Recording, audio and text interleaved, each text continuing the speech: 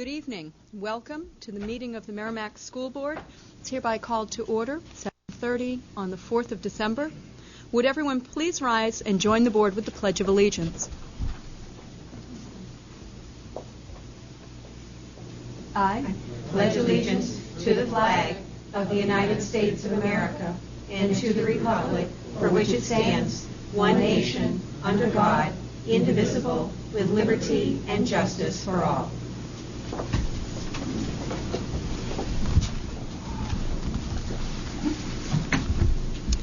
Thank you.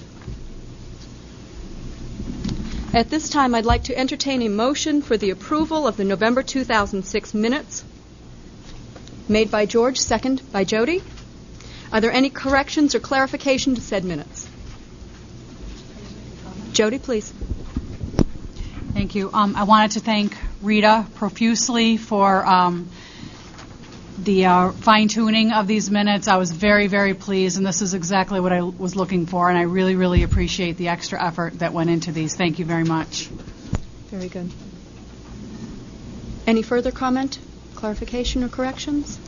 Seeing none, Jennifer? Are we going minute by minute, or are we, okay, so we're on the November 6th? November 6th only right now. Okay. All those in favor, then, of the November 6th minutes as submitted, so signify by saying aye. Aye. Opposed? Abstentions? Motion carries 4-0-1 with Board Member Thornton recorded in abstention. At this time, I will entertain a motion for the November 20th public session minutes. So moved by Jennifer. Is there a second? Made by Jody. Are there any corrections or clarification to said minutes? Jody? Okay, I think it's more of a clarification than a correction. On page 7, 4th paragraph down, the first sentence indicated Board Member Valancourt noted she was overwhelmed by Ceres. I think I said that I couldn't say enough good things about Ceres, and the meaning might not necessarily be the same. Perhaps impressed? Perhaps impressed, yes. Thank you. Any further clarification or correction? Jennifer? On page 1, under the approval of my voice survey, it says that Vice Chairman Robertson Smith moved. She wasn't here, so I know she couldn't. I don't know who moved, but it couldn't have been Rose. I think it was Jody. Okay, so it must have been Jody. I don't remember it myself, but I know it wasn't her. That's correct. It couldn't be. No. Jody? Okay, do you have any problem with that? All right, if there's no further discussion, clarification to said minutes, we'll put the question to a vote. I have more. Oh, I'm sorry, Jennifer. Sorry, I've got a couple more. Let's see. I thought that maybe a little bit a different verbiage on page 3, the 4th full paragraph down. Attorney Wheat noted that Hutter would pay for the monitoring and cleaning of the sewers in the future. I thought maybe just to clarify during the length, yes, just to clarify how far the future went out. They'll pay for the monitoring and cleaning of the sewer over the 3-year agreement? I thought that might be a little bit better. And then page 4, under the first paragraph of part 6, 4th line from the bottom, it notes, of the 2 white buses donated by Laidlaw, I believe it was 1 bus was donated and 1 was purchased. Didn't he? I thought he indicated that he drove. Oh, I'm sorry. For one. the biodiesel project, Yeah. Trey Sleeper bought that and got that from a grant, and I think it was his own money too. He bought it from a surplus store. Okay. Yeah. Because it looks like it's indicated here there's 2 buses donated. Did Laidlaw donate 2? Laidlaw donated 2 buses. Oh, all right. I apologize. I misunderstood that then. All right, strike that. Okay, thank you. And I think that was it. Oh, just a typo on page 8, first paragraph, just noted there's 2 E's. There is. In that word. And that was all I found. Very good. Thank you. Okay. Any further clarification or corrections to said minutes? We'll put the question to a vote. All those in favor so signify by saying aye. Aye. All those in opposition? Abstention? Motion carries 401 with Vice Chairman Robertson Smith in abstention. Could I have a motion to approve the minutes dated November 28th?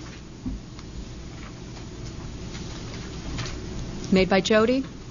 Second by Rose. Any clarification to said minutes? Put the question to a vote. All those in favor, so signify by saying aye. Aye. Motion carries 5-0-0.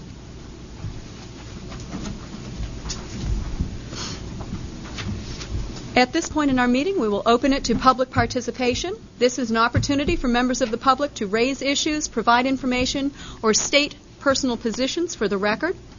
We ask that when approaching the microphone, you state your name, address, and any group you represent while adhering to the written guidelines that appear on the back of tonight's agenda.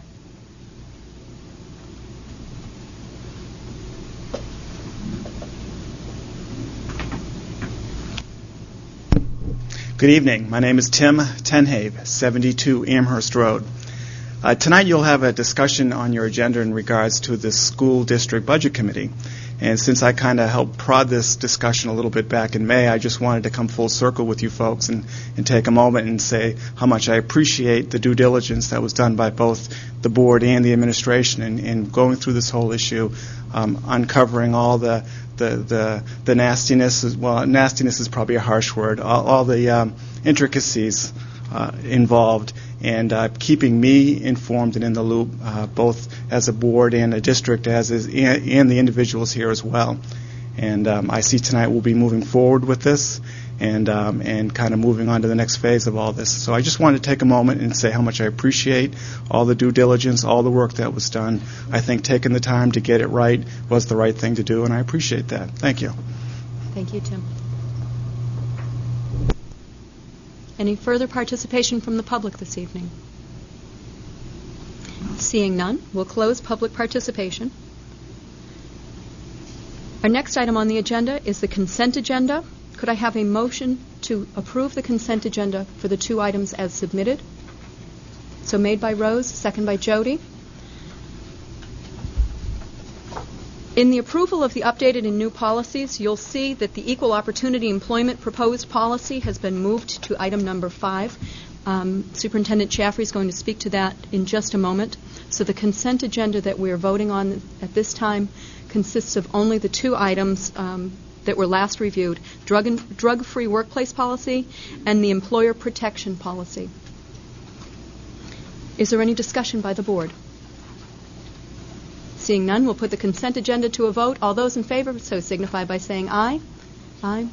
Motion carries 5-0-0. Okay. As I just mentioned, Marge asked that the Equal Opportunity Employment Policy be moved to a separate item because new information has surfaced in the past 2 weeks, and because Merrimack enjoys being on the cutting edge of things, she does have a clarification for us. You should each at your seat have a revised document there for the Equal Opportunity Employment Policy. Marge? Thank you, Emily. I impart these policies to the leadership team as well as to all of you. And in this particular case, it was the Director of Special Services who raised the issue of thinking that there was something that was more current than the reference to PL 94-142, which was Public Law 94-142, which spoke to special ed back in the 70s. And so that caused me to deal with both of our attorneys at the School Boards Association, Attorney Christina and Attorney Comstock. And in fact, on further investigation, what you have before you in dark print, in bold print, is exactly the most current state of the art. So the reference then would be this policy implements 20 United States Code, Section 1400, et sequitur and following, and any subsequent amendments or reauthorizations of this law that will not only be current but take us into the future.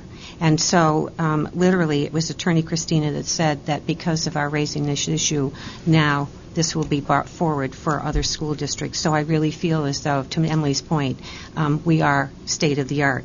It does not change anything else in the context, and because this has been put forward in a first reading and a second review, I just wanted to highlight that, bold it, show it to you, but felt it still could go forward tonight, as did our attorney.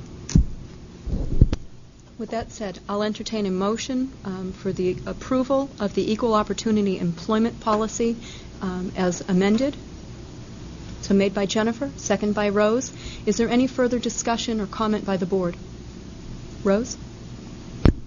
I would just like to comment that it shows that our process is working for us. The fact that in addition to the administration putting it out there to the other administrators and having another pair of eyes look at things, and the fact that David St. Jean was aware of this, speaks to his the fact that he does keep up with all the things that are important to be covered for special ed for us. So I appreciate that. Very good.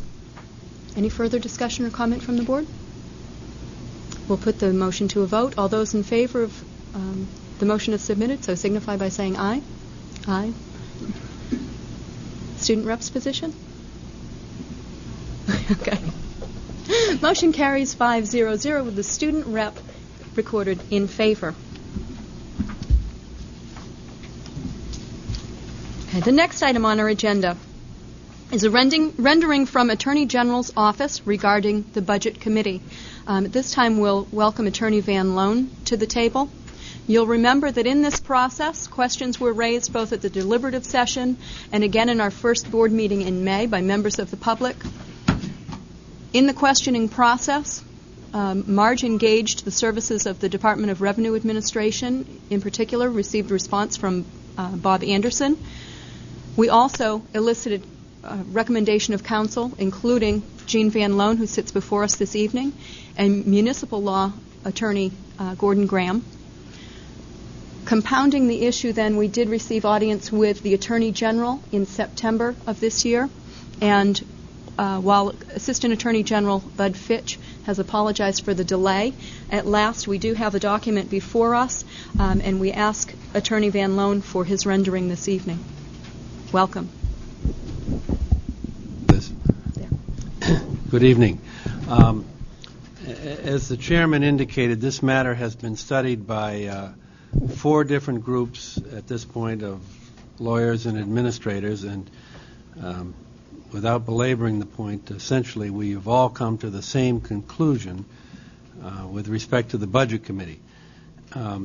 The letter that you probably all have in front of you is a most recent letter from the Attorney General's office from Deputy Attorney General Bud Fitch, and he is giving advice not to the Merrimack School District, because the Merrimack School District is not entitled to advice from the Attorney General's office, but he's giving advice to the Department of Revenue Administration, because Barbara Robinson, the Director of Municipal Services of the DRA, asked for the advice of the Attorney General's office on this matter. In any case, Attorney Fitch's advice is the same. He comes to the same conclusions that I did, that Attorney Gordon Graham, whom the board went to for a second opinion, did, and that Barbara Robinson herself from the DRA did. And there were 3 questions that were essentially presented to the Attorney General's office. The first question was whether or not the Merrimack School District was entitled to have a budget committee of its own in the event that the town of Merrimack adopted a new form of government under the charter. And without belaboring the point and getting into all the details of the legal issue, the essential question is this. The statute provides that a school district can have its own budget committee if the school district is one of those school districts, like Merrimack, whose geographical boundaries are contiguous with the town boundaries, and if the town itself is not eligible to have its own budget committee. Well, before the adoption of the charter, of course, the town of Merrimack was eligible to have a budget committee. It was a typical town form of government and could have a budget committee, so there was no issue. The question was, under the specific form of government to be adopted under the proposed charter, whether that would have precluded the town of Merrimack from adopting a budget committee. And if it did, that meant that the school district could have its own budget committee, because you can only have your own budget committee if the town can't have one. Bud Fitch came to the same conclusion that we all did, and that is that this, whether you like it or whether somebody doesn't like it, the peculiarities of the New Hampshire statute provide that the particular form of town government adopted by the town of Merrimack under its new charter, which is called an official ballot town council form of government, precluded the town of Merrimack from having the option to have a municipal budget committee. That meant that the school district could have one.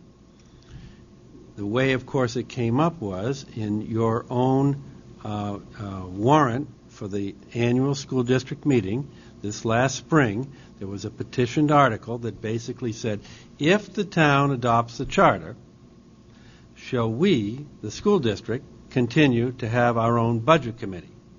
That article passed. The town did adopt the charter. The Attorney General's office and the rest of us agree that adoption of the charter was adoption of a form of government which meant that the town of Merrimack could not have a municipal budget.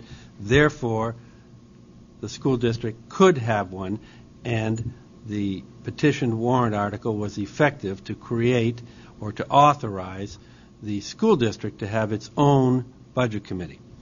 The second question that was posed was with respect to whether or not the particular form of the petitioned warrant article was effective to adopt and incorporate a budget committee for the school district, which included the existing members of the budget committee that no longer was going to be a town budget committee.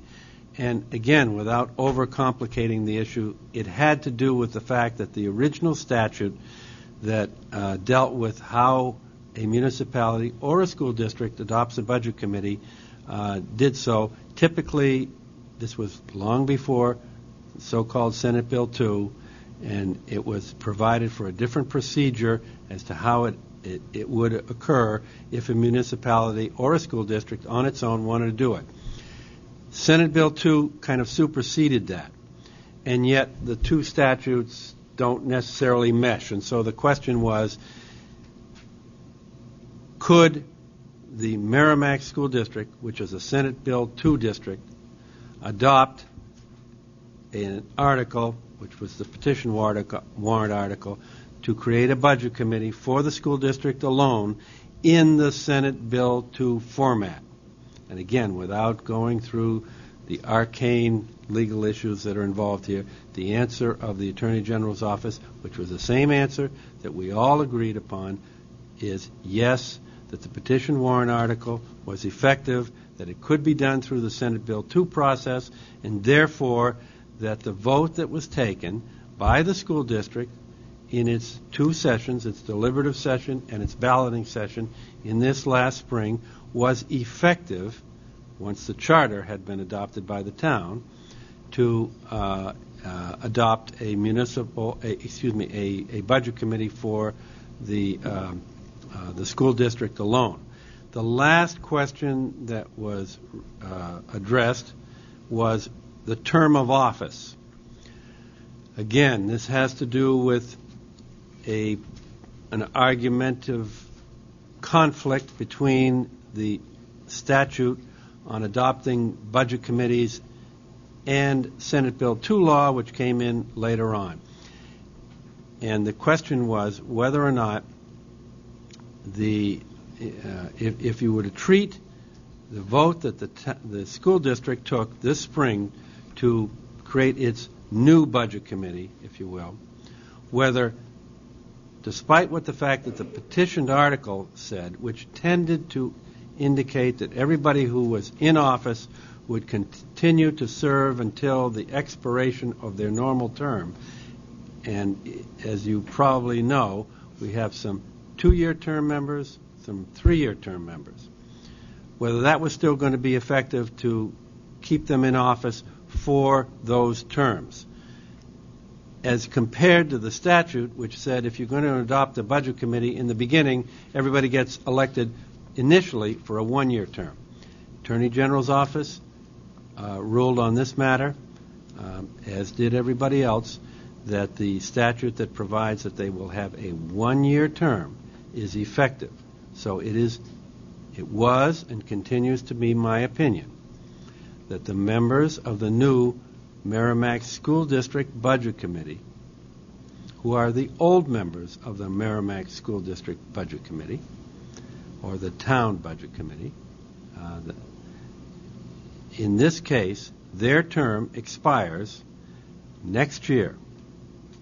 And next year, it will be up to the school district to provide a warrant for the election to stagger the terms of the 12 members, 12 at-large members, so-called, of the Budget Committee, and people will have to run for whatever office they're interested in. If they want to run, there will be presumably 4 members who will be elected for a 1-year term, 4 members who will be elected for a 2-year term, and 4 members who will be elected for a 3-year term. And people, of course, can run for whichever term they want. But at least as far as those members of the existing Budget Committee are concerned, who may have thought that they had a term that might have lasted for another 2 or even 3 years, their term expires at the next annual school district meeting. Questions? Thank you very much. Questions or discussion to come from the board?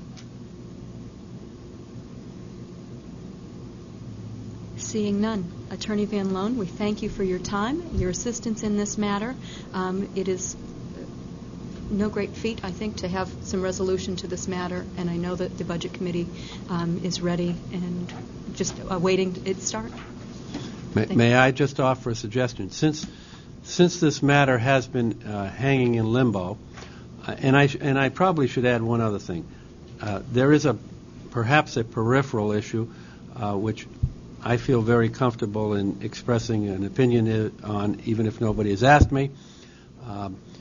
Some question about whether the 4 members who were elected at the town election this year, whether they are members of the Budget Committee. In my opinion, they are. There are 12 at-large members of the Budget Committee, and all of the 12 members, including the, if you will, old 8 and the new 4, are appropriately members of the Budget Committee. And for anybody's information, I did discuss this with Deputy Attorney General Fitch, and although, again, he's not giving the Merrimack School District advice, nor is he giving me advice, we were just kind of touching bases, and I told him what my view on that was, and he agreed that that would have been his view if somebody had asked him that specific question. But in any case, I believe that all 12 are members of the Budget Committee, and at this time, since the matter has been has been in limbo for some period of time, I would assume that the next order of business is that probably the Budget Committee needs to convene itself, which at least I'm told has not occurred, because I know that the timetables are they're getting tight for the school board to be able to present its budget to the Budget Committee so that they can do what they need to do with it. And I presume that it's now up to the Budget Committee to bring itself to order and organize itself, elect its officers, and be prepared to receive the budget from the school district. Further questions, clarification? Attorney Van Loan, we thank you so much for your time. You're welcome. Thank you.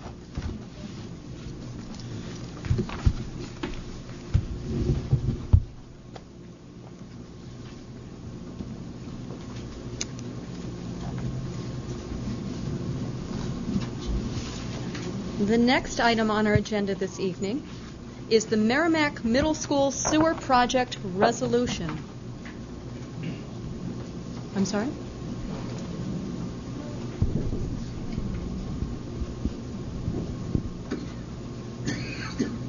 A new agenda? Are there any other extra copies? It was not at your seat? There was a bunch of other stuff here, but it wasn't.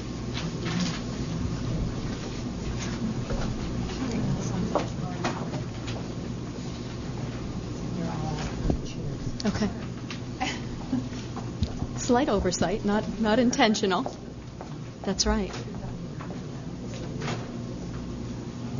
Okay. That's right. The revision to our agenda this evening. That's right. No, but there have been new developments over the course of the past week concerning the Merrimack Middle School sewer project. I have one for some reason. And I'd like to update the board about the matters that have transpired. At your seats, you should all have a copy of the writ of summons that was served to me. Is there anyone that does not have a copy of that?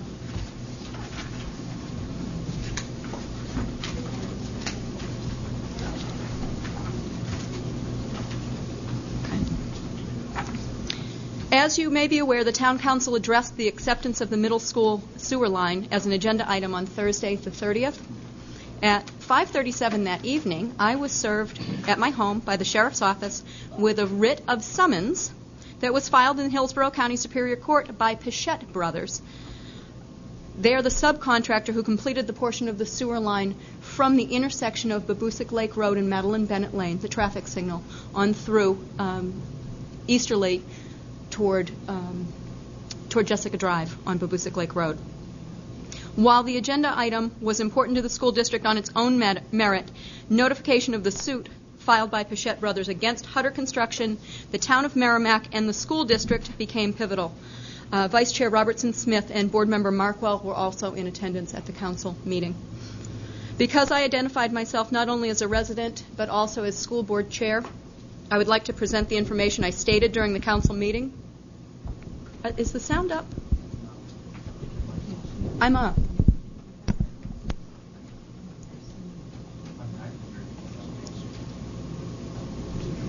There we go. Very good. Thanks. Okay. Again, because I identified myself not only as a resident but also as school board chair, I'd like to present the information I stated during the council meeting to the board and to the district administration present here. Since my comments are restricted to a factual reference of the court documents and documentation of public record, this is not required to be an item that is discussed in non-public session. It is when we discuss legal issues that surround the case that the topic will be listed as a non-public item. In the first public participation opportunity of the council's meeting, I urged the council to act in a timely manner and acknowledge the public and non-public discussion that had occurred at our table and at our regularly scheduled meeting that was held on the 20th with engineer Mark Morin and attorney Jim Wheat. The urgency was highlighted with details of the writ of summons that both Chairman McRae and I had received just over an hour earlier. To it, I described the charges brought against Hutter, the town, and the school district, and that they were being brought by a breach of contract as well as unjust enrichment. Among the allegations, Pichette Brothers claim, and if you are following along in the document, that's the writ of summons, there is a list that's numbered page 3, but it's out of sequence. There are allegations common to all counts. In particular, under allegation number 12, Pichette was to be compensated for these services as the work was performed. Their next allegation is that the contract contemplated completion of the scope of work when the constructed improvements met 2 tests identified in the contract. These tests are the mandrel test and pressure test. The next allegation is that the Merrimack School District and or the town of Merrimack has refused to compensate Hutter Construction Corporation for the sewer line based on purported aesthetic concerns discovered during a video inspection performed by Pichette Brothers of the sewer line. In particular, the town and or the school district have complained that the sewer line, which includes the use of polymer piping, is not perfectly round and has areas where the pipe has been compressed out of cylindrical shape. on the next page, allegation 15, is that these conditions are within the tolerances permitted by the specifications and do not affect the functionality of the sewer line, do not violate any of the express contract requirements, nor do they affect the anticipated lifespan of the sewer line. The next allegation, at best, these conditions will result in a de minimis diminution in the sewer line's capacity from ideal conditions, but still with a carrying capacity in excess of the contract requirement. I urge consideration as they deliberated the agreement before them, which would cost the taxpayers little to nothing. I also requested that they consider the timeline and recognize that delays push resolution out for all parties. Finally, I requested that that Town Manager Keith Hickey devise a Plan B and contact the district administration should the line's acceptance fail by the vote of the Town Council that evening. As it opened for discussion on the agenda, the Council received, first of all, a motion to not accept the sewer line and to not authorize the expenditure of any further monies for attorney's fees surrounding the matter. In their discussion, Chairman McCrae believed that the town had received $18,000 in legal expenses at $125 per hour on the matter under the new council since August. The motion failed, with Councilors Mahon, Koenig, and Rothaus voting in opposition. The next motion that was made, however, was raised to not accept the sewer line. It passed unanimously 6-0. A final motion that offered to not authorize any more attorney's fees was clarified to only apply to the negotiations with the school district for the acceptance of the line, rather than to any area associated with the sewer line. It was pointed out that the suit filed by Pichette Brothers necessitated use of attorneys. That motion passed unanimously 6-0. Following the bulk of the Council's agenda items, I spoke again under public comments and read a statement that I had jotted down hastily, to which I read, I respect your determination regarding the approval of the middle school sewer issue, but am disheartened by the vote this evening with the belief that it is the worst of the three options before the Council, since Hutter Construction and Pichette Brothers both assert that there are no difficulties in the line, and Pichette refers to the determination of, quote, aesthetic concerns. I continued, I find it ironic that part of the discussion this evening concerned the bleeding of the taxpayers through attorneys' fees, when the decision tonight effectively burdens the taxpayers through the school district's ledger in another attempt to address or rectify the situation. To clarify, the vote that evening makes the line private. As Councilor Rothaus referred to it, it becomes a trunk line. To paraphrase, that would be like what you have from your home out to the curb to tie into the existing town sewer line. The impacts surrounding it are such. Firstly, the abutters will not be allowed to access the sewer line as they were promised. Secondly, when the town brings the sewer line to Northwest Merrimack as indicated in the town's master plan, you, meaning the town, will have to relay an additional town line versus using the existing 18-inch diameter pipe we laid expressly for this purpose. And finally, the school district's Merrimack Middle School will continue to operate an 18-inch line that was intended to carry 1 million gallons of effluents per day for a school population of roughly 800 students, while it generates only 30,000 gallons of effluents per day as a private line. Finally, I continue to assert that this is not an issue for either the town council or for the school board, but for the town and school district management, and urge Town Manager Hickey to continue to work with the DPW and with the school district to create an alternate solution to the situation in the most rapid fashion. After I left the meeting then at nearly 11:15, it's my understanding that Council Chairman McCrae stated that he did not feel that the ball was back in the town's hands to come up with another plan. He urged Town Manager Hickey not to engage in further negotiation with the school district on this matter. Frankly, I agree with Chairman McCrae's assertion. It is now solely a school district matter. Thursday's decision to not accept the codified agreement that would have minimized the cost to the taxpayer in the immediate future and realized cost savings to the town of Merrimack as it moves forward extending its sewer service at the rates of 3 years ago versus projected 8 to 10 years out. It's discouraging in a time when we're so keenly attuned to our need to control expenditures. However, the decision to not accept the line and terminate the negotiation process simply makes the school district the owner of a private sewer line. It's only until the point that the town wishes to address the issue again in the future in terms of its extension of the town's sewer plan to the northwest area of Merrimack that this would be an area of consideration for the administration of the town of Merrimack. With that information in hand, I would like to propose a motion.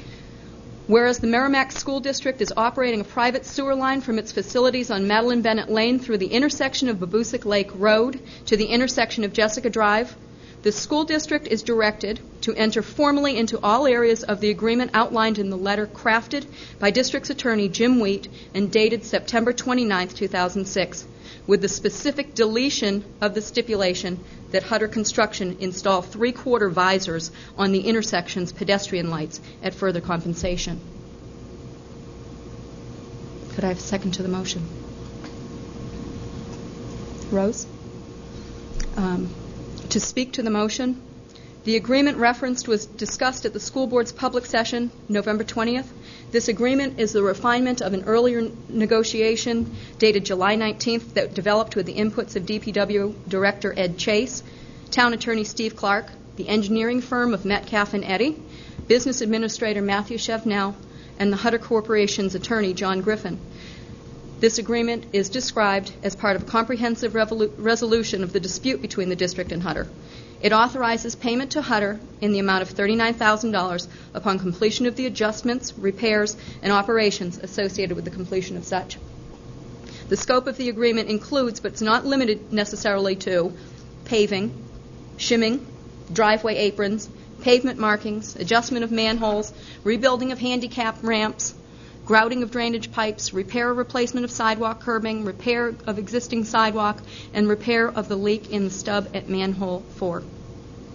It requires that the remaining balance of $238,019 bond be paid to Hutter following a 3-year period during which the main will be monitored by the district through annual camera inspections of the main, flushing as required, and immediate repair of the leaking stub at manhole 4. To speak to the exclusion outlined in my motion, the agreement requires that Hutter will install 3/4 visors on all pedestrian lights at the intersection of Babusick Lake Road as an extra, quote, as an extra for which Hutter will be compensated at a price to be determined by it and Ed Chase of the town of Merrimack. I would argue that since the town is no longer party to this agreement, there can be no reasonable expectation that Hutter collaborate with the town Department of Public Works. Most importantly, entering into this agreement allows the district to work out the details for resolution of Pichette Brothers' allegations and lawsuit. Further discussion or question from the board? George? I don't recall discussing visors for the lights. This is new information. Matt? I don't believe when we discussed this in non-public back over the summertime, the visors weren't an issue. The visors were a new condition brought upon by the Public Works Department to try and, I don't want to say bring it up to code because it's not a code issue. It was more a concern that snow would be drifting into the pedestrian walk signals. And because they're LEDs, the LEDs don't put out enough heat to melt the snow. So that was the concern for the visors. Are these on the traffic signals themselves, or just the pedestrian? Just the pedestrian. Yes. Symbols. Mm-hmm. And this, again, this is not something that the code requires. This is just something that we're seeing as a potential problem. We're not seeing that as a potential problem because the light's been up there for 2.5 years and we haven't had any issues with snow collecting in there. I believe it was just an idea that they had that they thought could potentially ameliorate some problems down the road. I don't know. When you say they, the town, you mean? Yes, correct. And for the record, too, this was documented in our packets from the November 20th meeting. It's the second of the letters that come from the Wadley Star and Peters law firm. Further discussion, questions, clarification? Seeing none, we'll put the motion to a vote. All those in favor, so signify by saying aye. Aye. Opposition? Abstention? Motion passes 3-1-1. Board Member Markwell recorded in opposition. Board Member Thornton recorded in abstention.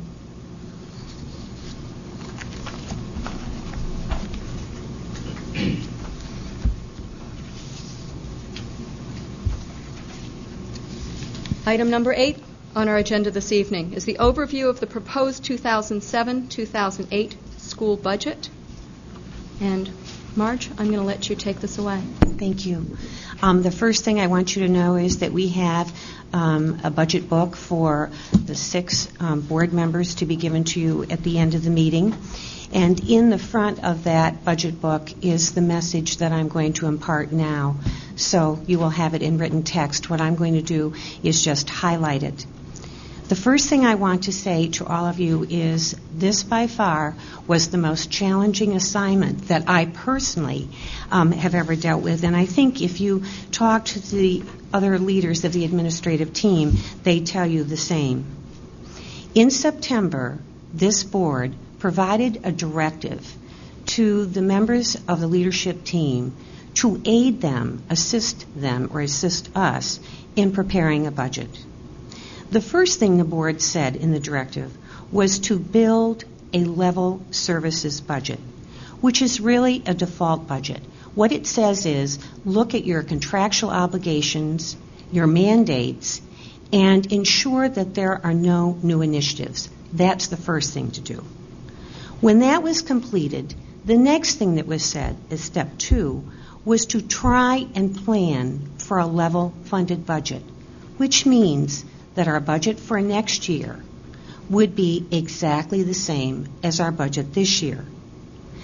So the third step was to define the difference between the level services budget and the current approved operating budget. And when we looked at the difference, we knew that we needed to find over $2 million. During the months of October and November, the leadership team met on several occasions, in small groups and the large group, poring over data, looking at enrollment projections, and using for guidelines tools such as the state minimum standards for school approval, the Merrimack School Board goals and objectives known as the Logic Map, the state board graduation requirements, Merrimack High School graduation requirements. What we knew was if we had to find at least $2 million, even with an analysis of all of the line items before us, that we had to look at a reduction in staff. And in order to get where we needed to get, we had to look at many staff members. When all was said and done, we, to attain a level funded budget, have put forward a reduction of 39 staff members, which represents a diminution of $1.9 million. That includes 1 administrator, 28 teachers, and 10 support staff. In addition, to further get to the level funded budget, it meant that we needed to make $300,000 in cuts. Those cuts at the moment include assemblies, field trips, $20,000 cut in athletics at the middle and high school, furniture, equipment, and maintenance items. One of the most important things to the administrators was to take a look at class size all the way through from beginning to the 12th grade and to always have the minimum standards for school approval in front of us, but with a commitment at the early years to try and make sure that we hit the goal in the standards. So we did a progression, but we also realized that we are overseeing a declining enrollment. It is gradual, but it's declining. And therefore, with these factors in mind, this is what we did. We reduced at the elementary level 6 classroom teachers. 1 at Mastrocola Elementary, 1 at Reeds Ferry, 2 at Thorntons Ferry, and 2 at James Mastrocola Upper Elementary School. The bottom line for us, the priority, was to try and retain classroom teachers, and at the same time try and maintain programs, but perhaps have to limit access of a program to certain students. So in an attempt to make sure that we could retain more classroom teachers, we looked at 2 specific programs. One was the program for gifted and talented, which is known as Gateway.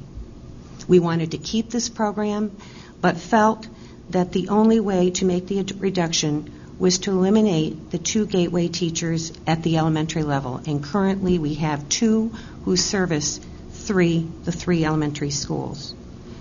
So looking at that, it would be that the Gateway program would start at the upper elementary level, that is for students in grades 5 and 6. We also felt the need to eliminate the 2 world language teachers at the upper elementary school. We know it is beneficial to have an exploratory program in French and Spanish at that level, but once again, our priority was trying to retain classroom teachers. We also looked closely at the enrollment, the projected enrollment at Mastrocola Elementary School. It is projected to be 403, and in looking at the minimum standards, it suggests that an assistant principal is necessary if you have a population of 500 or more. And to that end, we eliminated the assistant principal position at Mastrocola Elementary School. When we looked at the professional staff at the middle school, we again tried to look at the entirety of the span of grades, and we looked at the population at the upper elementary school projected for next year, as well as at the middle school, and in doing that, we determined that we would reduce 1 art teacher at the upper elementary school and 1 music teacher at the upper elementary. That would then mean that each of these 2 schools would have 1 teacher servicing a population of over 700 students, but in fact, it would be exactly the same. When we looked at the configuration of the 7th and 8th grade, again, we looked at class size and determined in the progression of class sizes at the middle level, we were looking at a 26-to-1 or 27-to-1 ratio, which again meets minimum standards. And so, as you know, the middle school is arranged in teams of 4. So we determined that we would reconfigure the 7th grade, and instead of having 4 4-person teams, each teaching 1 content area subject, that is English, math, science, and social studies, we would have 3 4-person teams and 1 2-person team. For again, if you look at the upper elementary, we have 2 teachers that work together as a pair, and so we would have at the 7th grade a pair of 2. 1 would teach math and science, and 1 would teach the humanities, English, and social studies. So that meant that we could reduce 2 core teachers, 1 7th grade science teacher, 1 7th grade social studies teacher. The next decision was one of the most difficult. All of these were difficult, and we went through lots and lots of deliberation.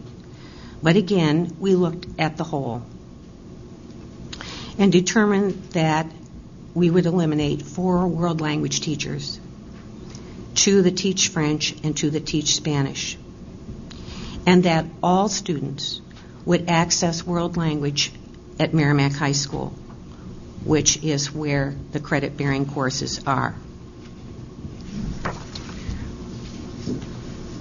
When we got to the high school, once again, we looked at current class sizes for all courses and determined that if we were to look just at the minimum standard, we would raise the class sizes for all course levels, not ever exceeding the maximum of 30-to-1, but that in fact, again, a targeted number was set for each of the levels.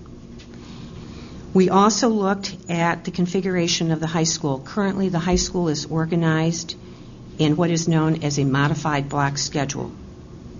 In order for us to ensure that all needs would be met, I'm not talking in just course offerings, but to ensure proper supervision. Again, if we were going to do a reduction in staff, we realized that we needed to reconfigure the structure of the high school from a modified block to a 7-period day, which is what we have had in the past. And once we did that, once we got into a 7-period day and also raised class sizes, we were able to use Power School, and we were able to go through two simulations to determine if in fact this could be done. And to that end, we then came forward with a reduction of staff by 2 English teacher positions, 2 math teacher positions, 2 science teacher positions, 1 social studies teacher, and then we paused and again looked at current enrollments, projected enrollments for second semester, and the immediate past enrollments, and determined based on that we could eliminate 1 French teacher because of student interest, and also 1 music teacher. The other thing we looked at is how we are doing assessment of students in the district, and we have pointed out to you on several occasions that we must do assessments relative to determining whether someone is appropriate for a special ed placement based on their needs. But we also do other assessments. And so we looked at how assessment was being done and determined that we could reduce the assessor at the high school, who is known as a learning resource specialist. That person does approximately 90 evaluations a year, and that by redistributing the number of evaluations that are needed to be done to other assessors in the district, we could make that reduction. That speaks to the professional staff. Concurrently, we took a look at the support staff and specifically looked at special ed and the paraeducator staff that we had, and asked the Director of Special Services to work in conjunction with the principals to try and determine, based on student need, as best we know it right now, if there is a way of trying to redesign paraeducators so that we could make a reduction in some way or other. And again, after deliberation, making sure that we meet student needs vis-a-vis budget constraints, we have come forward with a recommendation to reduce the paraeducator staff by 9. 5 paraeducators at the elementary schools, which comes out to 1 at Mastercola Elementary, 2 at Reed's Ferry, 2 at Thornton's Ferry, 2 paraeducators at the middle school, 2 paraeducators at the high school. The last support staff reduction is 1 library assistant at Merrimack High School. And again, currently there are 4 library assistants that work in the largest school, and it would be a redistribution of the workload. That speaks to the staff reductions that I listed in the beginning, which was 39. In wages and contracts, a good thing is that the board faces all settled agreements, meaning there is a contract for the Teachers Association, the Support Staff Association, the principals and directors. And the business administrator, Matt Chevenel, was able to put that or reflect those agreements in the budget that's before you. When we look at employee benefits, health coverage is always something that is named and is a major expense. You already know that the guaranteed maximum rate for our health coverage for 2007-2008 is 9.8%. In addition, this board requested long ago that we form a healthcare cost containment committee. And although you will not see reflected in the budget specific savings, what we know right at this point is that the committee that was formed is working intently on coming together with a plan for increasing the knowledge of all employees and empowering employees to help us as a district realize cost savings. We are planning to have a presentation for you in the new year, and we'll be coming forward with a plan so that you can see what this committee is about. I think that is going to have very positive results in 2007, and therefore I put that in the budget text. One of the largest expenditures, if not the largest, under employee benefits is the employee contribution rate for New Hampshire retirement for both classified and professional staff. The contribution rate for this district for classified staff has gone up by 28%, and for professional staff by 57%.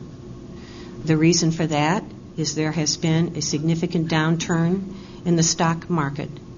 The investments did not gain the 9% that they were scheduled to have made, and therefore when that happens, the employer is expected to make up the difference. And in the last 6 years, 2000 to 2006, that is what's happened. And so all employers in our sector are going to be facing the same high cost. When we look at the early retirement incentive, this time when the early retirement incentive request is due, which is November 15th, 23 teachers came forward to make this request. In the budget is what the board is obligated to do, which is 7 plus any extenuating circumstances. And therefore, I'm going to request that you look, when we get further down the year, at if we are able to realize more of those requests. When you look in this budget, you will see that, again, collectively, as an administrative team, we looked at an instructional focus, and that specifically comes off the board's logic map and specifically comes from the District in Need of Improvement plan. As you know, we contracted with a literacy coordinator this year, and what we asked her to do was to assess where we were in point in time and what she felt we needed to do to make a significant inroad for 2007-2008. And having done a needs assessment, one of her recommendations was for us to provide a rich array of reading material that would meet all of the levels of readers in all classrooms, kindergarten through 6, as a first step. When you look in your budgets, you will see in each one of the elementary budgets the largest expenditure in the reading text account. And the way we were able to do that, we said to principals, if in fact we're going to do this, you must make sure that your budget is level funded or less, and therefore you have to figure out what to reduce from your budget. But I want you to know that you will see that as the largest expenditure. We also this year have instituted a daily 90-minute literacy block for all children in grades 1 through 6, and we feel that this expenditure is directly tied to that daily 90-minute literacy block. When we look at special ed, you will see as you look at the entire budget that the Director of Special Ed, along with principals, has really tried to contain costs as much as possible. But I would be remiss if I didn't tell you that still the largest cost that we face is for students that need an out-of-district placement at the middle and high school level, specifically when it goes outside of New Hampshire. When the director puts his budget together, he asks the provider about what the rate will be for next year, and so this is predicated on the stated rate. When we look at transportation costs, Next year, we're facing a 3.5% increase in the contract itself. But I want you to know that we continue to reconfigure the fleet to try and see if we can make adjustments to try and have a cost savings. And to that end, we're recommending a deletion of 6 71 passenger buses, adding 5 84 passenger buses for a net loss of 1 71 passenger bus. When we look at the maintenance budget, the one increase that you're going to really see is in the utilities, specifically electricity. But again, I want you to know that you'll see cost containment. The board this year authorized an energy management audit to be conducted by Honeywell. At the end of November, that audit was completed. However, you will not see any reference to it specifically in the budget, for the board has not had an opportunity to hear the presentation and to see what the findings are. I'm going to recommend that we do that sooner than later, and you will find that even if something is not able to be put in the budget, we will be able to look at cost savings measures, which, if the board authorizes it to happen, can be undertaken in school year 07-08. It will also be necessary for the board, as a part of its deliberations, to look at possible warrant articles. I need to point out 3. One is to do with paving. Our capital reserve fund for paving has been depleted. You'll recall that the last paving project we did was over at Mastercola Elementary School, the back on O'Gara Drive, and when that was done, the fund was depleted, and we need to rebuild that because we have ongoing paving projects that need to take place. Likewise, the board needs to look at a warrant for roofing.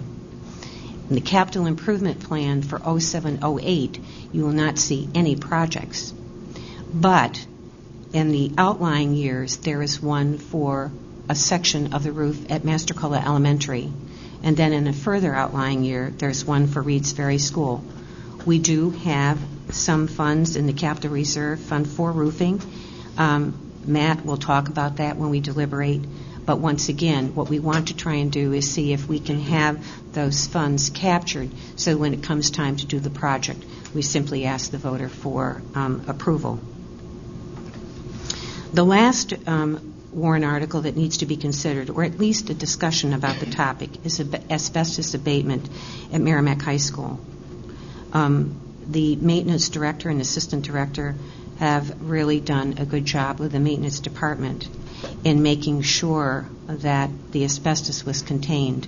However, you realize this school gets a lot of traffic, and there are worn sections of tile. Specifically, when you go outside of the cafeteria, you will see a section that is really worn away.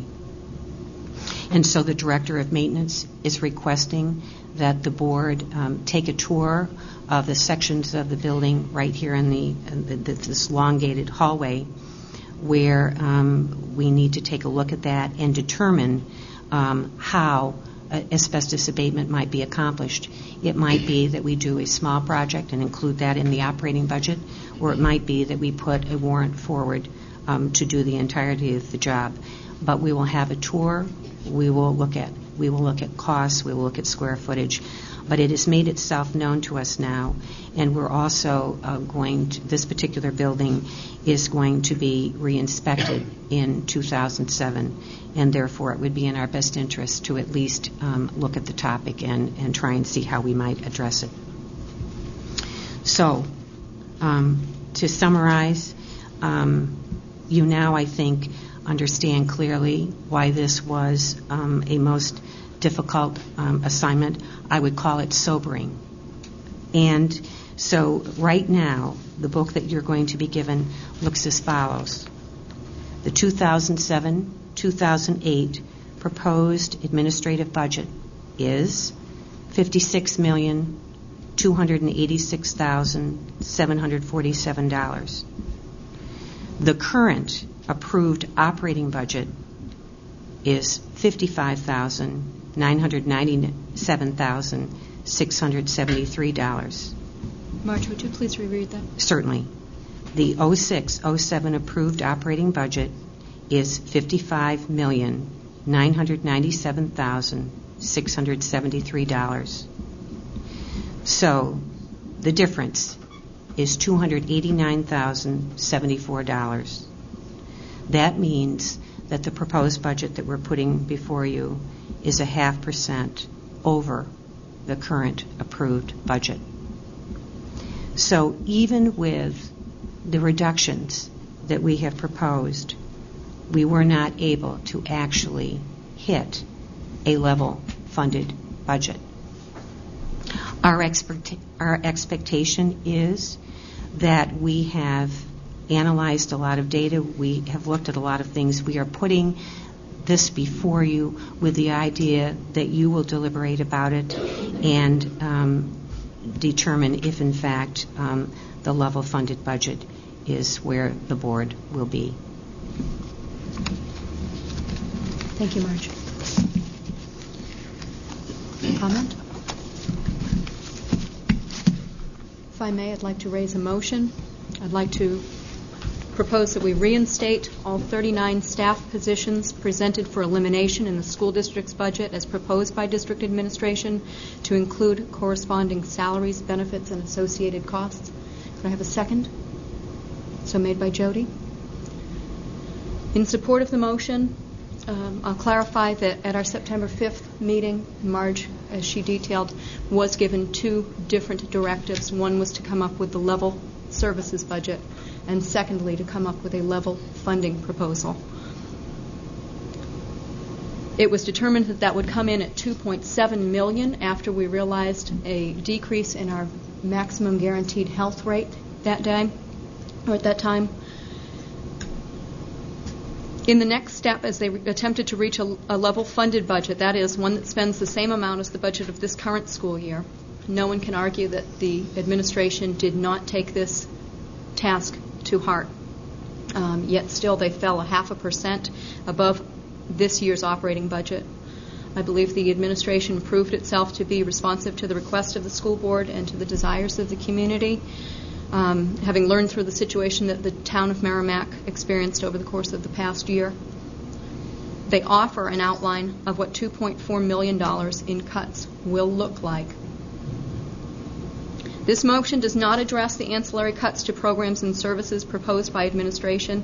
It also does not guarantee the restoration of each of these positions throughout the school board deliberation of the budget prior to its presentation to the budget committee for their analysis. I'd propose that each of these staffing cuts be combined as appropriate into line items for discussion in our budget workshops on the 11th, 13th, and 20th. Putting the 39 positions back into the bottom line is important to me for 3 reasons. First, it allows the school board its own analysis and its own control of the budget process. In particular, I feel the school board needs to analyze and consider the impacts on the classrooms in question. Each of the 39 positions impacts a specific classroom or program in the district. I'd also like to consider the impacts on the district's logic model, in particular the areas of data-driven decision-making, as well as the district's literacy initiative. And again, I'd like to consider the data that's yet to be reviewed by the school board, in particular the impacts on the class sizes and the ratios in all areas of the positions that have been proposed for elimination, that have been eliminated at this time. That we also are able to review the Dinny and Cine synthesis reports. Marge did tell us that class size in regards to the state minimum standards, in regards to graduation requirements, and other areas were considered. I would like to know how it applies to our synthesis plans. A second area that I feel putting these 39 positions back into the budget is important for is that it allows for public input into the budget process in a highly organized fashion. At this point, we've not allowed any public participation, and for the audience sitting here this evening, this is the first time that they are hearing any of this proposal.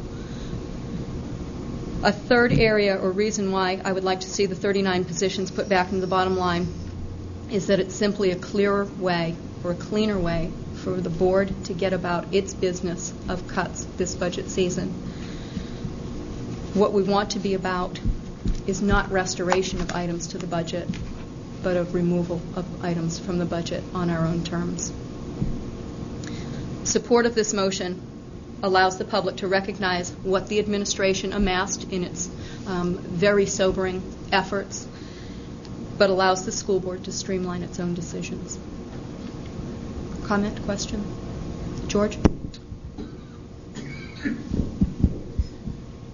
I would hope that this is a true statement, unlike the shenanigans proposed by our former chairman, the last budget effort to deliver a level-funded budget which did not even come close to coming to fruition.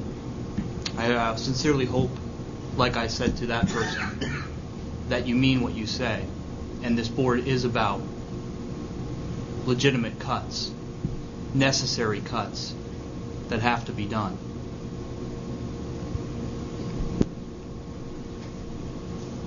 Further comment? Rose? The increases reflected in the proposed 2007-2008 budget are made up primarily of the costs associated with the contractual obligations that we have because of the staff contracts. The will of the voters was evident in the approval of the teacher's contract, and that was in the vote of 2005. 8,412 votes were cast in that election. 4,936 approved a 3-year teacher agreement. Over 58% of the voters supported the raises and the benefits for the next 3 years. The teachers took a 10% health care concession at this time. Last year, the voters approved the support staff contract as well. They also began health care concessions at that time. I do not believe that it's the intent of the voters that in order to fund these contracts, we are to drastically cut programming and positions to cover these contracts. When the voters approve a contract, it is our obligation to fund those contracts in good faith. The cutting of 39 positions is not acting in good faith. Restoring the positions into a working budget will allow the school board to proceed through the budget process in a methodical manner, reviewing each position and its impact on programming and class size. The administration was asked to present a budget that reflected the level funding. The school board asked for a plan, and we do have a plan before us that would compromise our current quality of education. As we proceed through the budget hearings over the next 2 weeks, we will have the opportunity for public input and to understand how these reductions will affect our current level of programming from the administrators of each building. As I enter into the public hearings, I will follow our logic model, which as a team we developed, and I will look at the model as we look at each cut, and each cut will be looked at, and we will have to go through the paces to determine what that means to the quality of education versus the trade-off. And I encourage people to come forward, to give your input, and to be a part of the process. And I will support this motion. Further comment? Jody? I have a question, first of all, before I speak to the motion, remark that George made. I'm hoping Matt can help me out. The budget for 06 and 07, $55,997,673. The budget for 05 and 06, Matt? Do you have that? I don't have that, no.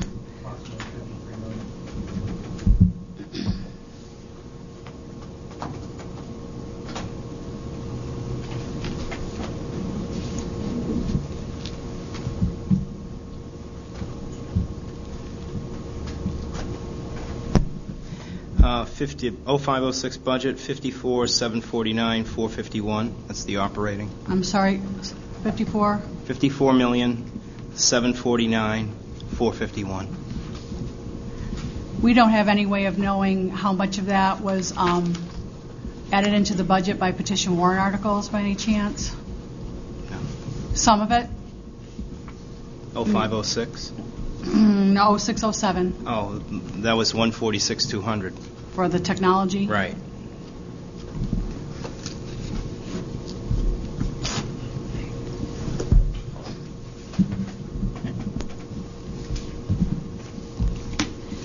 Thank you. When we're throwing around rhetoric, I want to make sure we have accurate numbers and that the public understands exactly what we're talking about with the math here. I would like to speak in support of this motion. Emily has basically stated quite eloquently a lot of my position on the matter. I would just like to state that when our chairperson requested a plan for a levelly funded budget, I agreed to consider a proposal that I suspected would contain a reduction in staff. However, it was never my intention to have a budget presented by administration with elimination of programs and cutting in staff without public deliberation by the school board prior to its approval. I support the reinstatement of these 39 positions to allow the school board the time necessary for meaningful discussion and to obtain input from our constituency. I feel that's very important. The school board, and I know administration, is attempting to act in good faith, to be responsive to what the taxpayers and the Merrimack voters and parents have in mind. So as Rose has previously stated, if you have thoughts, concerns, ideas, any information that you want to share with the school board, now is the time. Thank you. Further question, clarification, comments? Jennifer? Yes. Am I incorrect that if this is accepted, the budget that they are proposing, that those positions cannot be reinstated? That's not the fact at all. Okay. Because Instead, that's my impression that I'm getting when you're talking about this motion. my intention would be, however, we could potentially have 39 opportunities of line items by any board member that restore positions. And my position would be, we don't want to be about the restoration of positions. I'd rather be in the position to make the determinations of the cuts based on the proposal that the administration has given us as a springboard, but also through our own inquiry and assessment. We don't have the budget books in front of us yet. I'm truly not comfortable making programmatic decisions without having all the numbers in front of me. All right. And my impression on that would be that they have seen that budget book, and they've gone through with every administrator in the district, and those administrators have proposed these positions, and that they would know better than we, who haven't even seen these books yet, where cuts could be made. How many line items are there in the budget? Probably Thousands? Probably close to 1,000, yeah. Okay. Emily? Yes, please, Marjorie. Each administrator, each principal and director is responsible for putting together a budget, and the central office administration conducts hearings with each one of them. And after that process, then we meet as a collective to make decisions together. So the fact of the matter is that all of the administrators, and that would include Shirley LeMay and David Zeke as well, have put, if you will, this book together. We compile it at central office, but you will see each director or principal's budget represented. And so tonight, what I provided for you is an overview of the whole. It is always our intention and our responsibility, our obligation, to put a budget together and to give that budget to you. So right now, it is no longer an administrative budget. It has now become a board's budget. And then the board's budget will be approved to go to the budget committee, and the budget committee budget will be approved to go to the voters. So there really is a progression, and this is but the first step. So as we work through our budget process and find areas, perhaps we'll find, I'm hoping that we will find other areas besides teachers' positions that could be cut, we could then restore those positions back into the budget. Am I correct? Jen, if I may, I prefer to do it cleanly ahead of the game and find those other areas.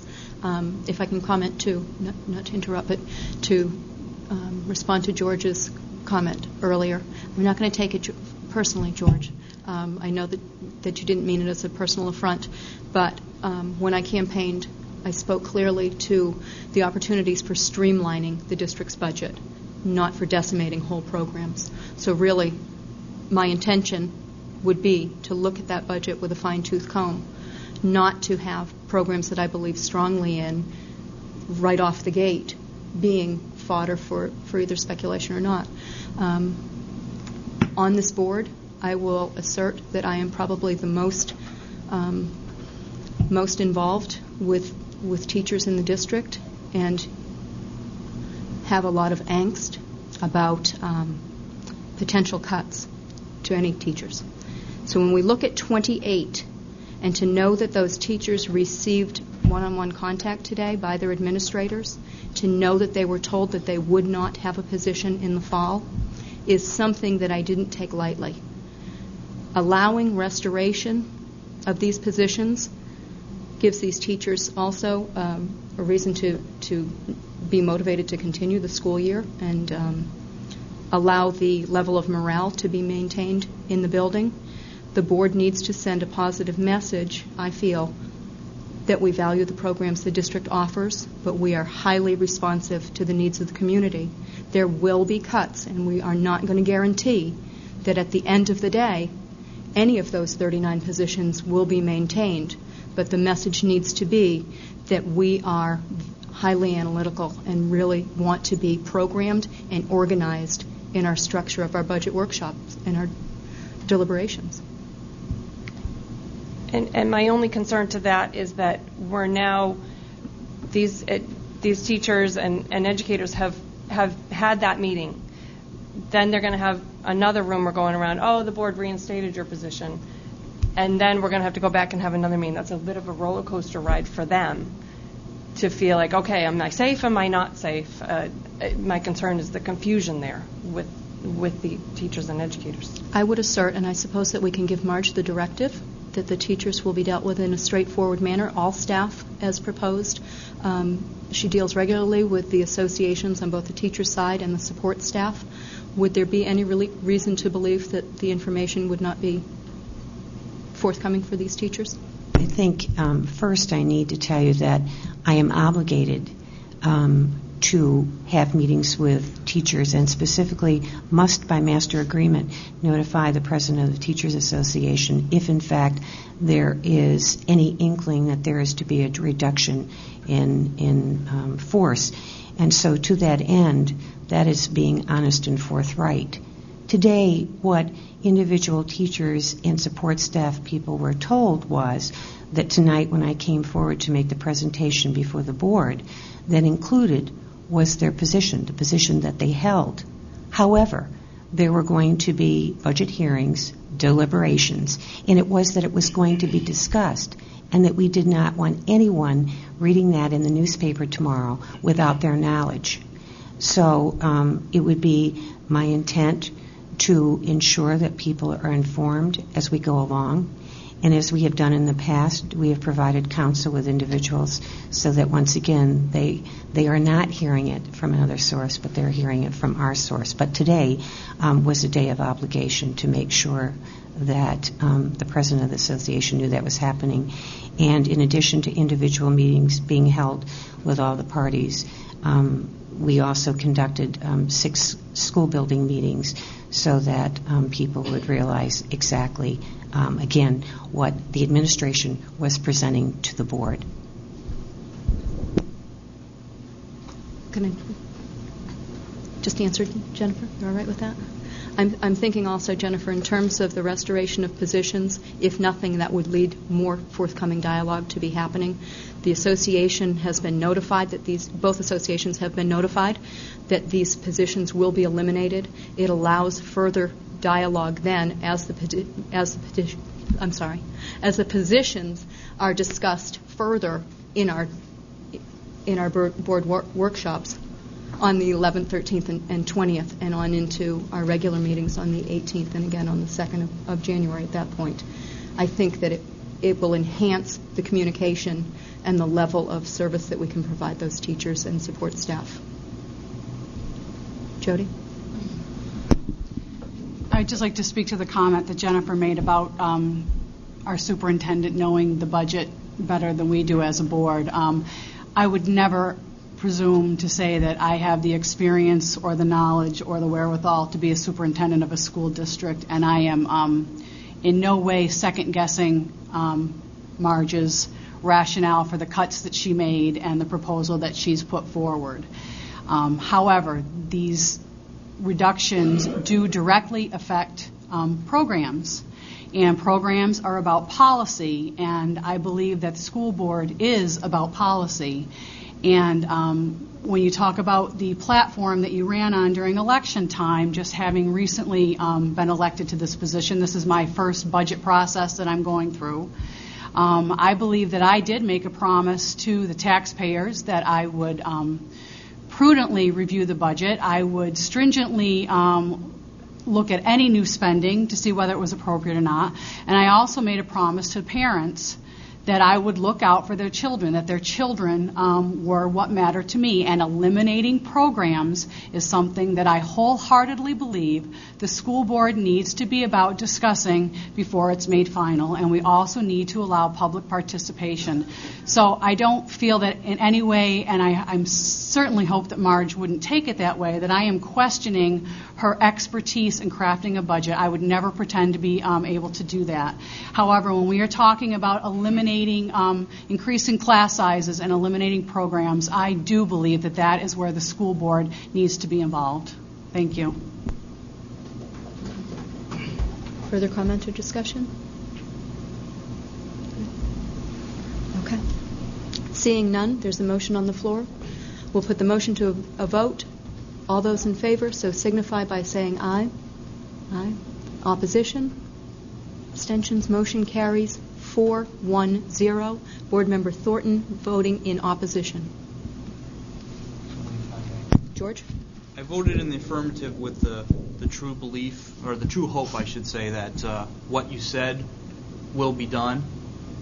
That was the reason I think it's prudent for us to look at them as line items.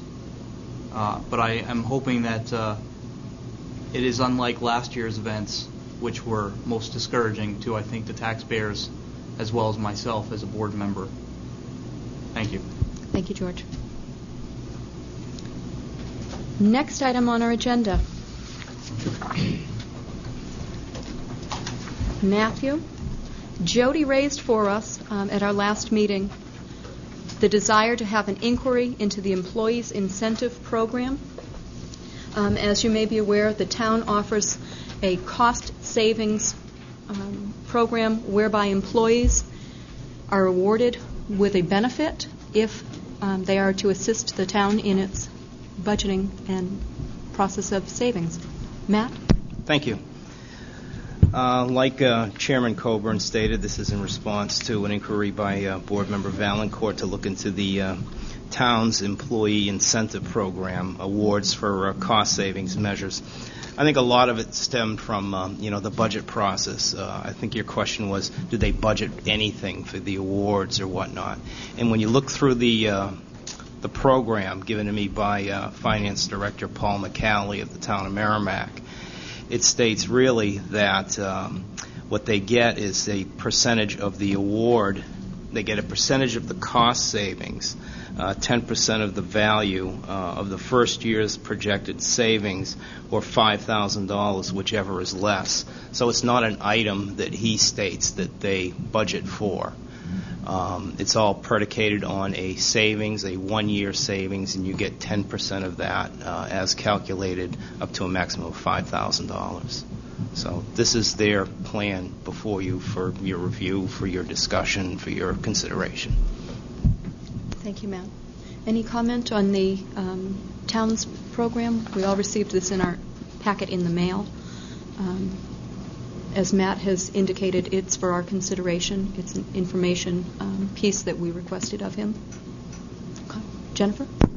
The only thing that I picked up on that I would like to see is if this is something that the school district adopts, that we could perhaps establish a time frame under the guidelines for receipt of the reward.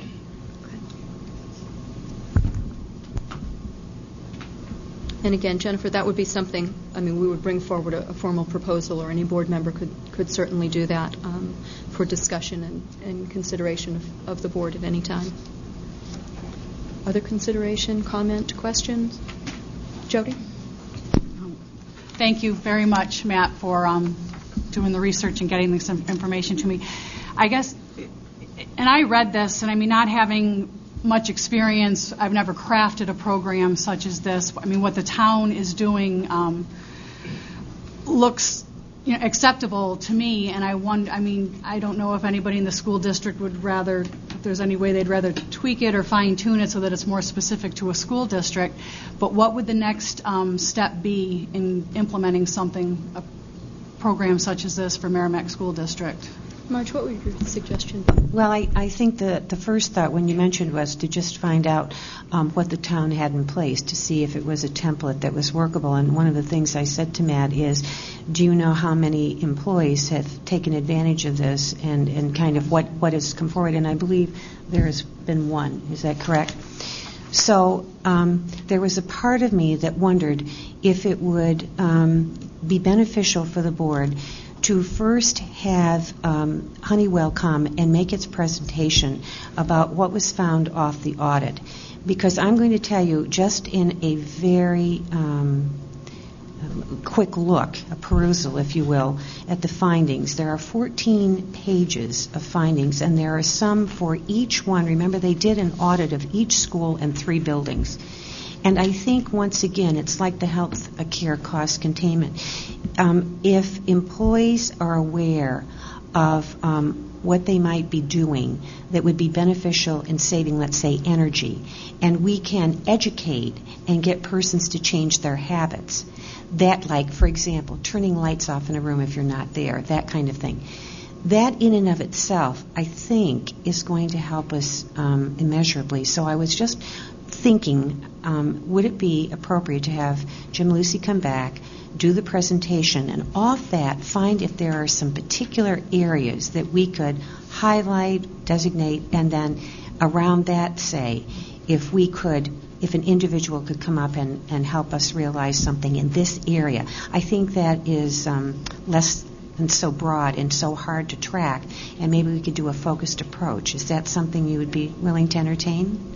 Oh, that sounds like an excellent plan, Marge. Thank you. Matt, do you happen to know how many years this has been in effect for the town? No, I don't. I can find that out, though. Further questions, comments? Seeing none. The next item on our agenda is the first reading of updated and new policies. Again, in our litany of board policies that have come about as we review and update our policy manual, Marge has brought 3 more before us tonight. Thank you, Marge. Thank you. And I will tell you that you've seen that I've worked out of the employees section. I'm now over into the students section. And what, again, Attorney Christina recommended is that because we have certain ones that we're mandated to do by law, that it would be good to get all of those done and then go back and look at what ones are missing. So tonight the focus is on students. The first one is admission of resident students. The school district of resident of a student is defined by Revised Statutes Annotated 193:12 Roman numeral 2. New resident students. All new resident students, accompanied by parents or guardian, should register at school before opening day and as early as possible. Children entering school for the first time must have proof of a physical examination, immunization records, a copy of the child's birth certificate, and proof of residency satisfactory to the superintendent or his or her designee. Principals or their designees will meet with new children and parents to explain school programs. The second policy before you is entitled Admission of Non-Resident Students, and in parens, and tuition. Non-resident students may attend district schools when their attendance has been approved by the board.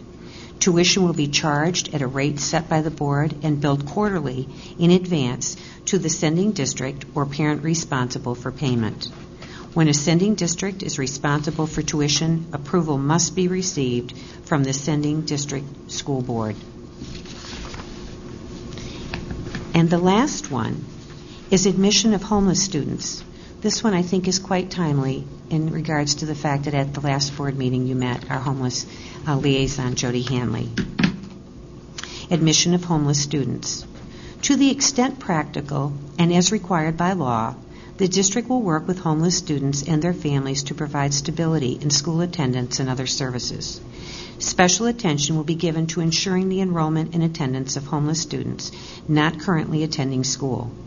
Homeless students will be provided district services for which they are eligible, including Head Start and comparable preschool programs, Title I, similar state programs, special education, bilingual education, vocational and technical education programs, gifted and talented programs, and school nutrition programs. Homeless students are defined as, parenthetical, per No Child Left Behind definitions, end of parents, lacking a fixed, regular, and adequate nighttime residence, including, number 1, sharing the housing of other persons due to loss of housing or economic hardship. 2, living in motels, hotels, trailer parks, or camping grounds due to lack of alternative adequate accommodations. 3, living in emergency or transitional shelters. 4, are abandoned in hospitals. 5, awaiting foster care placement. 6, living in public or private places not designed for or ordinarily used as regular sleeping accommodations for human beings. 7, living in cars, parks, public spaces, abandoned buildings, substandard housing, transportation stations, or similar settings. 8, are migratory children living in conditions described in previous examples.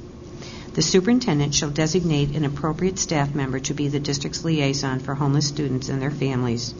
To the extent feasible, homeless students will continue to be enrolled in their school of origin while they remain homeless or until the end of the academic year in which they obtain permanent housing.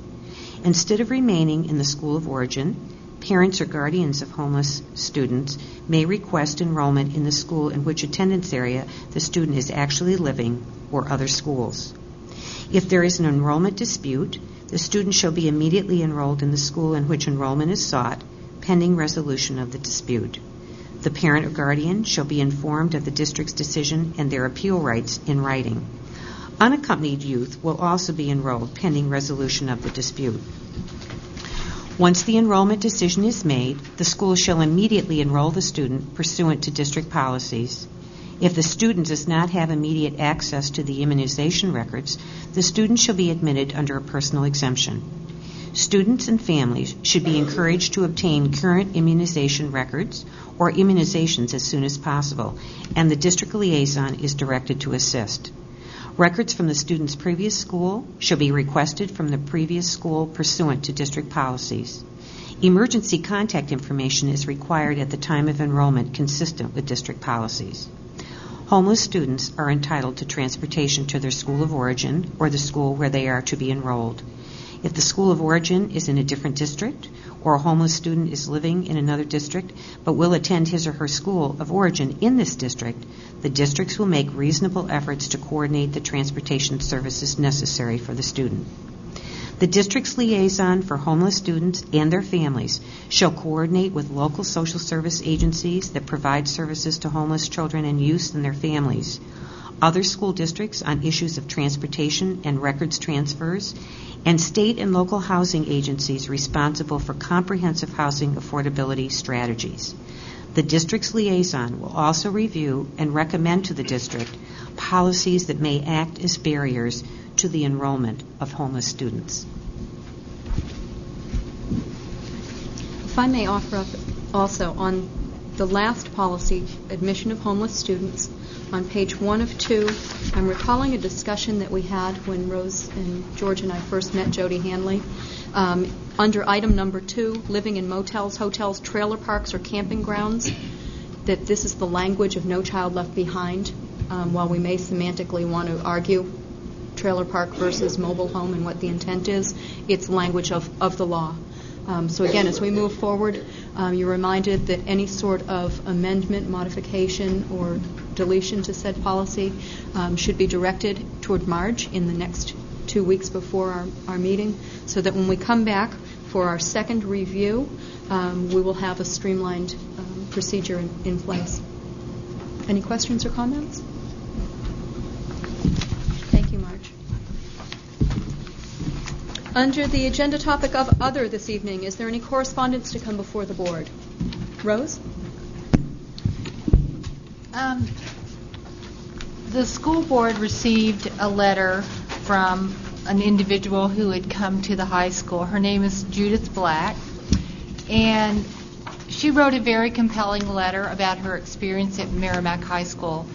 And from her letter, I felt I would like to have it read into the record and have it included in our minutes, because I think it truly highlights a lot of good things that are happening in our high school, and this is how she felt about it.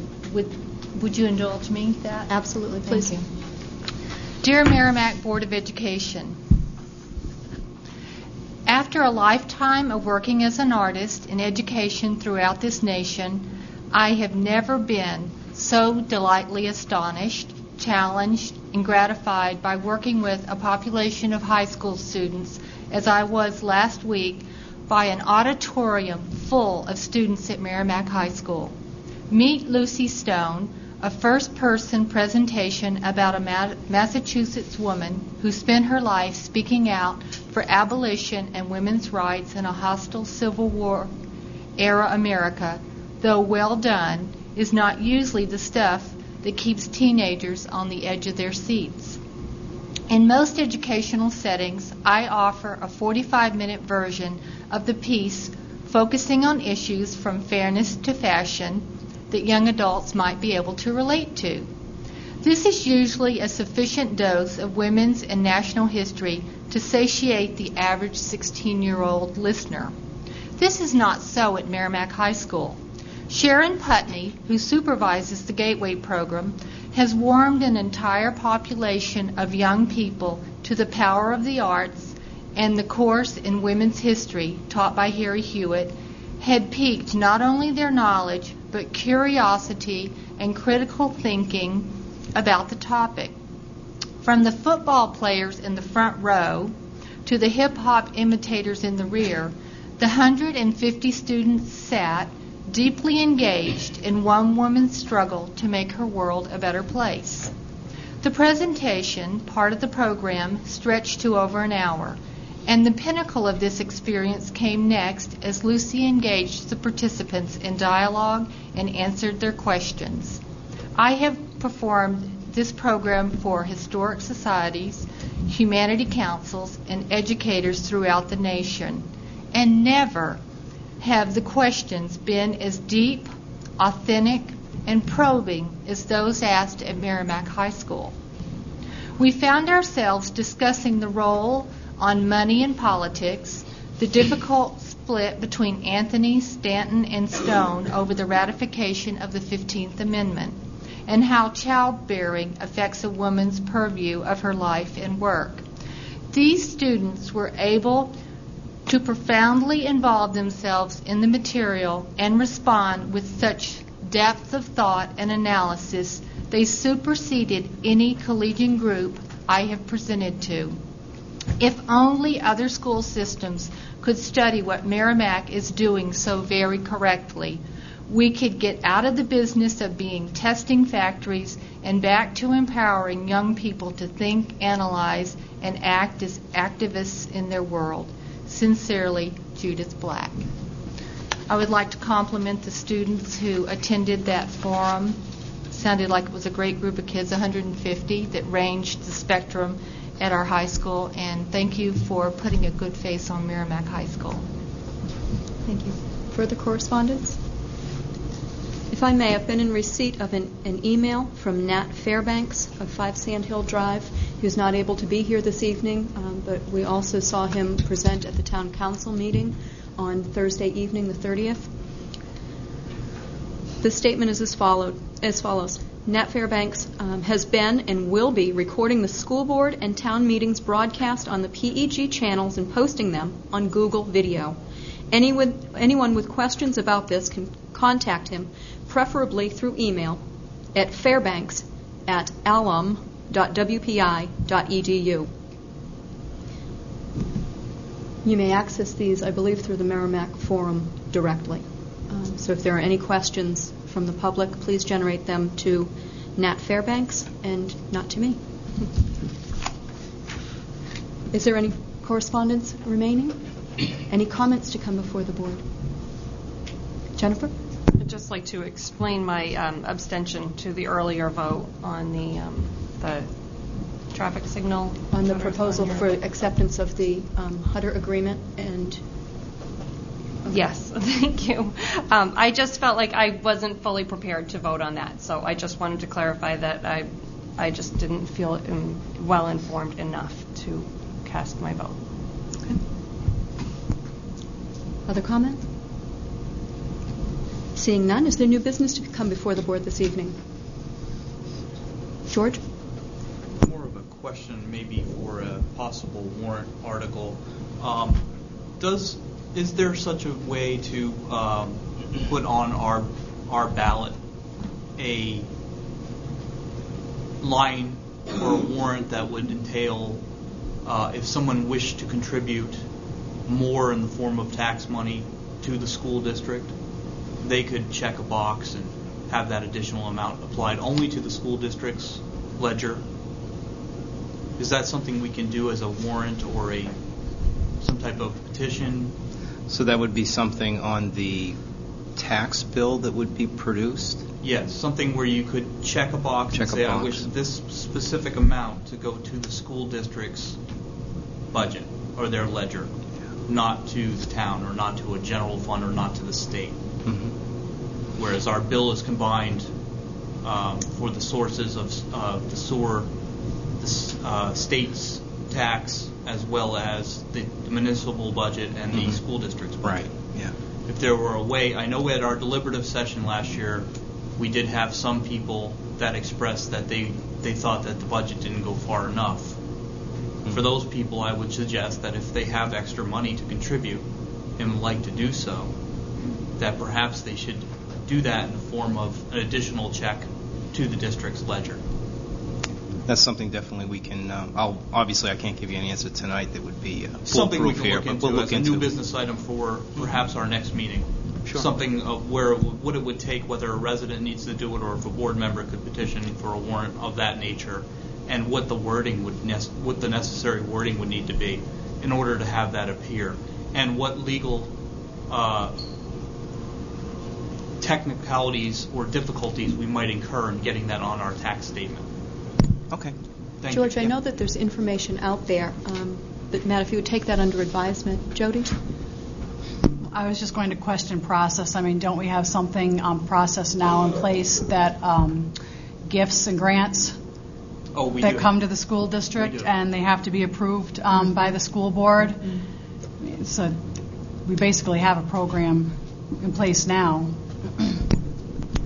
We have a program in place on how we handle that. In fact, at the next meeting, you're going to have some to deal with.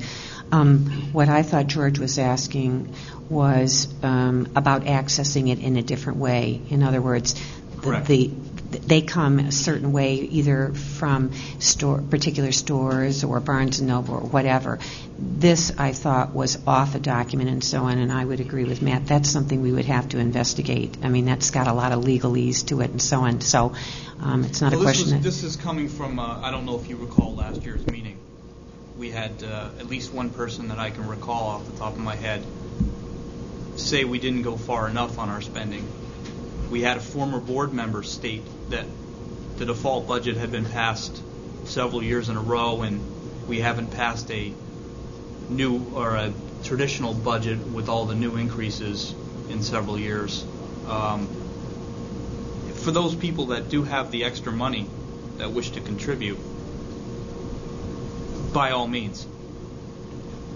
But don't burden the rest of the taxpayers with your thought of the fact that we didn't go far enough in spending. George, I recall the conversation that was held around it, and I don't remember exactly, but I'm certain that through the DRA, there are directives that surround this, because if I recall correctly, the town looked into a similar scenario. So, Matt, if, again, you would take that under advisement. Okay. Under new business, if I may, I'd like to bring an item before the board for our consideration at a future meeting. In the town council meeting on the 30th, Chairman McCrae suggested a joint meeting with the town council to occur sometime in February if we were available or amenable to those dates. I would like to just put that calendar out there for you for consideration. At this time, I'm hesitant to consider dates in February where we're not quite into our budget process yet and don't really want to encumber our schedules with a joint meeting when we may still be heavily considering solely school board matters.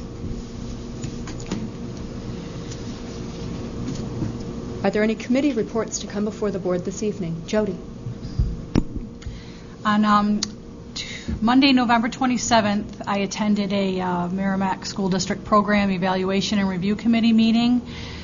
2 items that were discussed was the panel, the committee approved allowing credit for a reading intervention program. We have an academic coach at the high school who is reaching out to certain individuals who might not have taken advantage of reading labs available at the high school. And I believe this position, Debbie, is funded through a grant that was awarded the district. And wonderful things were said about the successes and obvious improvement that these children were making. The committee is awarding these students that are participating in this program credit hours similar to the reading labs that are currently part of the curriculum at the high school.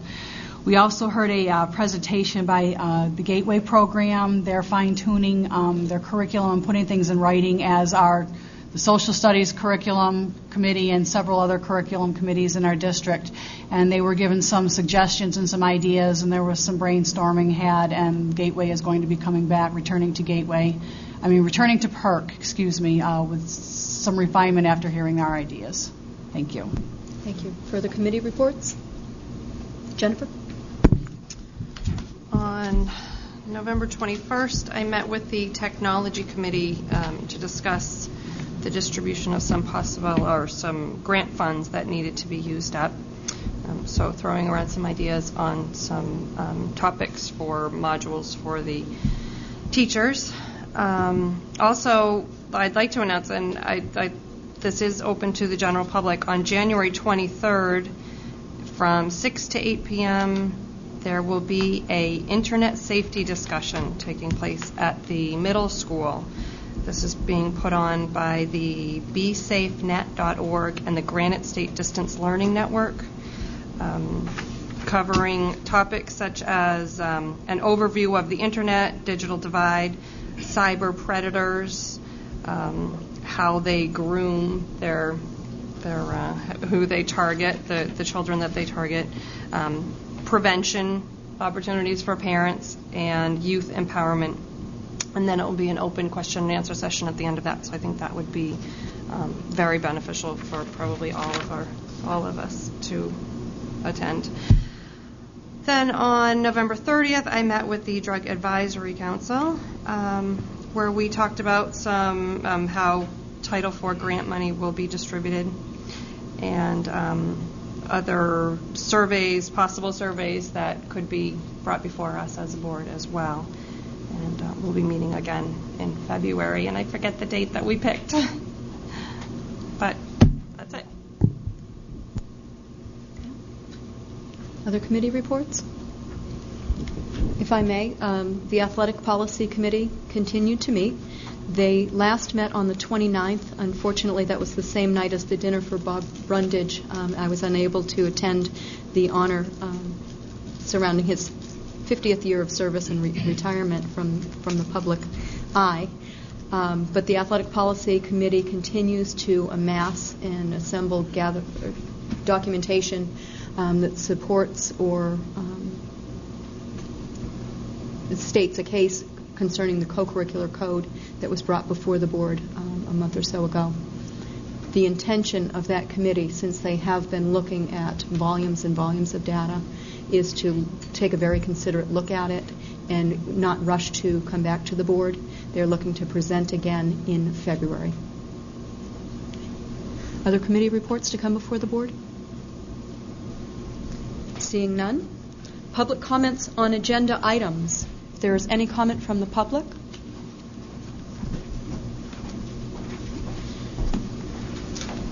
Recall that this is an opportunity for members of the public to comment on agenda items, and again, we ask that when approaching the microphone, you state your name, address, and any group you represent. Thank you. Good evening. Good evening. My name is Jim Roy. I live at 97 Belmont Drive. I would like to comment briefly on next year's proposed budget, this evening's agenda item number 8. I rise not only as a taxpayer, but also in a number of other roles. I also speak as a parent whose 3 children attended Merrimack Public Schools, as president of the Merrimack Teachers Association, and finally, and most importantly, as a teacher in his 31st year in the classroom, the last 29 of which have been dedicated to the children of this community. For each of the 29 Septembers that I have stepped into a Merrimack classroom, I have been filled with pride. I have been proud of the talented peers that I have been fortunate enough to be surrounded by. I have been proud of the attitude, hard work, and ultimate success of the students in my classroom and beyond. I have been proud of the fact that this community has always made quality education a priority. I sincerely hope when I return to my 30th September here in Merrimack, I will feel the same way. I applaud the board for temporarily reinstating the 39 positions. I have not been given the opportunity to view the intricate details of this proposal. However, it is clear to me that these cuts, which would bring the budget well below default, would most certainly result in larger class sizes and reduced academic opportunities for kids. In a time when we face ever-growing challenges in education, it's hard to understand how cuts of this magnitude will allow us to maintain the quality of education in this community, let alone improve it. I am certain that in the weeks to come, the board will give this matter due diligence. I am confident that once we all have a fuller understanding of a default budget and the impact that these cuts would have on kids, the school board, the budget committee, and ultimately the voters of Merrimack will do the right thing. Thank you.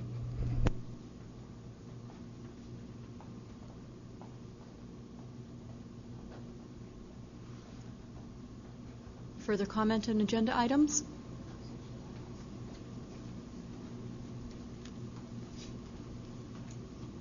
Good evening. Just put the toggle up. There. Thanks. That helps. Chris Ortega, 12 Old Road. I can't top what Mr. Roy said, but I would second what he said. I'd like to thank him for his service to our town and our children. And likewise, I'd like to thank all of you for your service. You need to look out for both our pocketbooks as well as our children. And I can appreciate the sobering exercise that you went through, Superintendent Chaffrey. I'd like to thank you for keeping the process open and transparent and voting to allow further discussion. Thank you.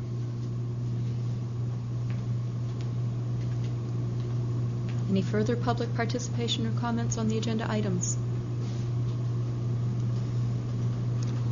Seeing none, I will entertain a motion to go into non-public session per RSA 91-A:3, Roman numeral 2, Part A. So made by Jennifer, second by Jody. All those in favor? I'm sorry, I need to go one by one. George, how do you vote? Jennifer? Jody? In favor. Rose? In favor. The chair votes in favor. We will take